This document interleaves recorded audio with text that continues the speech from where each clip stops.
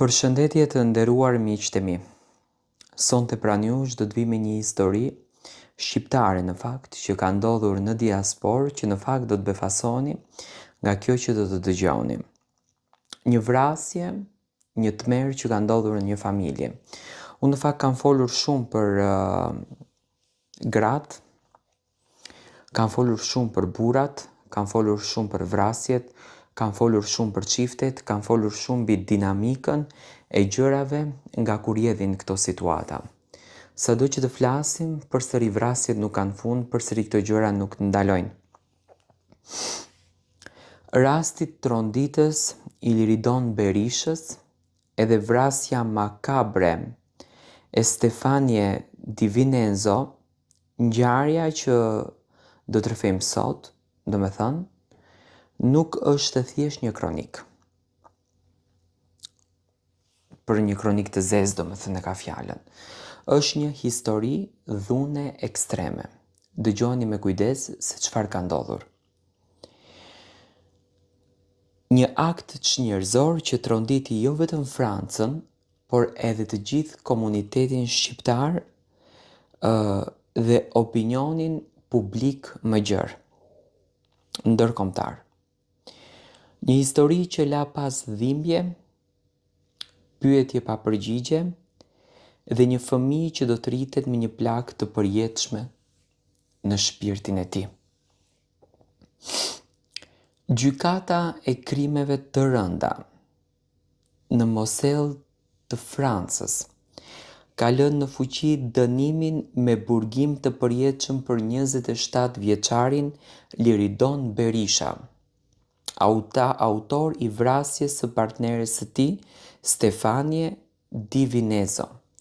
Domethënë një djalë shqiptar në Francë ka vrarë bashkëshorten e tij për qëllime të cilat do t'u zbërthej më poshtë. Një vajzë vetëm 22 vjeçe në maj të vitit 2021. Domethënë, vrasja ka ndodhur në maj të vitit 2021. Sot është marrë vendimi i burgimit të përjetshëm për Liridon Berishën. Ky vendim shënon fundin juridik të një prej rasteve më të rënda të dhunës në familje të regjistruara viteve të fundit në Francë. Domethënë, një djalë shqiptar del me rastin më të rëndë të dhunës në familje në Francë, thënë djali Liridon Berisha. Por nuk u mbyll kur dhimbjen e familjarëve, as edhe traumën e dëshmitarëve të kësaj skene makabre. Por për çfarë skene bëhet fjalë? Domethënë si ka ndodhur e gjithë kjo skenë?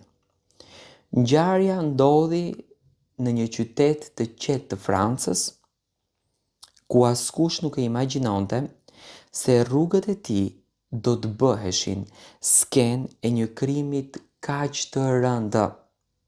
Stefanie, bashkëshortja e Liridonit, u sulmua me thikë në mes të rrugës në orët kur qyteti ishte ende i zgjuar. Domethënë, bashkëshortja e zotërisë në fjalë është sulmuar me thikë në mes të rrugës. Dëgjoni tani. Ajo u godit disa herë, ndërsa përpiqej dëshpërimisht të shpëtonte jetën e saj. E plagosur rënd, ajo vrapoi për të kërkuar ndihmën, do të ka vrapuar vetë, duke u drejtuar drejt komisariatit të policisë që ndodhej vetëm pak metra larg banesës së saj. Por plagët në këtë mes ishin krejtësisht fatale.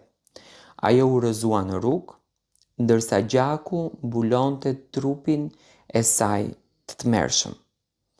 Një skenë e tmerrshme e ndodhur para syve të fëmijës 4 vjeçar të çiftit, i cili ishte dëshmitari më i pafajshëm i një tragjedie që do ta shoqëroj për të gjithë jetën. Domethënë, Liridoni në këtë rast ka kryer një akt të tillë në sy të fëmijës së tij 4 vjeç. Fqinjët që dëshmuan ngjarjen përpara gjykatës e përshkruan sulmin si jashtëzakonisht brutal. Ata folën për një dhunë të verbër, pa ndalesa edhe pa mëshirë. Britma, rrëmuja, paniku, askush nuk arriti që të ndërhyj në kohë. Prokurori i përgjithshëm Nicholas Brukel e përshkroi aktin si një dhunë jashtë çdo norme njerëzore. Një akt që t'i kalon çdo kufi të asaj që mund të quhet konflikt apo zemërim. Sipas tij, Liridon Berisha nuk u pengua nga prania e dëshmitarëve, as nga fakti se fëmia i tij ndodhej aty. Përkundrazi, ai e goditi viktimën me qëllimin të qartë për ta dobësuar dhe më pas vazhdoi dhe me dhunë. Kjo është e tmerrshme. Dhunë poshtruese mbi trupin e saj, dhe pasi ajo ishte e pafuqishme edhe për t'u mbrojtur. Para kësaj ngjarje fatale, Liridon Berisha nuk ishte i panjohur për autoritetet.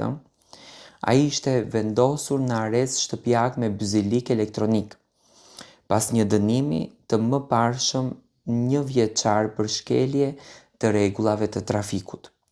Edhe pse nuk bëhej fjalë për krime të dhunshme, ky fakt ngre pyetje të forta. A ishin marrë masat e duhura për të monitoruar sjelljen e tij? A kishte shenja paralajmëruese për dhunë në familje? A mund të ishte parandaluar kjo tragjedi? Pyetje që mbeten ende pa asnjë lloj përgjigje të qartë. Stefania ishte vetëm 22 vjeç, një nënë e re, një vajzë, një partnere, një njeri me ëndra dhe plane për të ardhmen. Jeta e saj u pre në mënyrën më të dhunshme edhe më mizore të mundshme. Ajo nuk humbi vetëm jetën, ju mohua e drejta për të jetuar, për të rritur fëmijën e saj, për të parë edhe të ardhmen. Fëmia e saj sot është viktima më e heshtur e kësaj historie. Gjykata vendosi burgim të përjetshëm, një dënim maksimal, i cili konfirmon seriozitetin e krimit dhe përgjegjësinë e plot penale të autorit. Ky vendim u konsiderua nga autoritetet si një masë përfundimtare pas një akti të tmerrshëm që tronditi komunitetin lokal. Por drejtësia ligjore nuk kthen dot jetën, nuk shëron dot traumën, nuk fshin kujtimet, ajo vetëm vendos një vijë mes fajit edhe ndëshkimit. Ky rast është një këmban alarmi për shoqërinë. Dhuna në familje nuk fillon me vrasje, ajo fillon me kontroll, me frikë, me heshtje. Shpesh viktimat nuk flasin, shpesh shoqëria nuk dëgjon dhe ndonjëherë në këtë mes është shumë vonë. Ky është rasti i tmerrshëm i Liridon Berishës.